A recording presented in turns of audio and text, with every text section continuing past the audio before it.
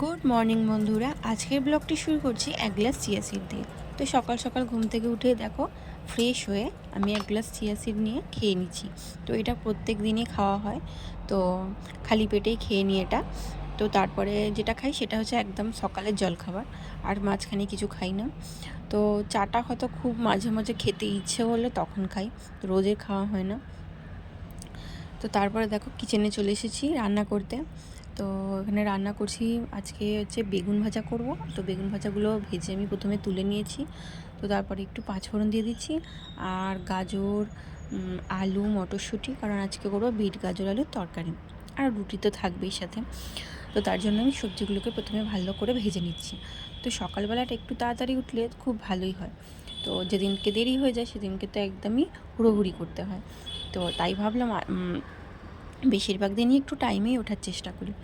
তারপর দেখো ওখানে সবজিগুলোকে ভালো করে ভেজে নিয়ে হলুদ, নুন এবং জিরে, ধনে সমস্ত রকমের যে ঘরোয়া মশলা থাকে সেগুলো ভালো করে কষিয়ে নিচ্ছি। আর প্রত্যেক দিনই রান্নার জোগাড়টা রাত্রিরেই করে রাখার চেষ্টা করি, কারণ সকালবেলা জোগাড় করা, রান্না করা অনেকটাই দেরি হয়ে যায়। তো তার জন্যেই আগে থেকে জোগাড়টা করা থাকলে বাস আরে কোনো চিন্তা থাকে না।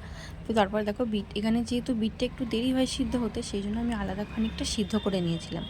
সিদ্ধ করে নিয়ে তারপর সবজির মধ্যে দিয়ে দিয়েছিলাম। তো তারপরে অল্প অল্প করে জল দিয়ে তারপরে আমার সবজিটাও এদিকে রেডি হয়ে গিয়েছিল।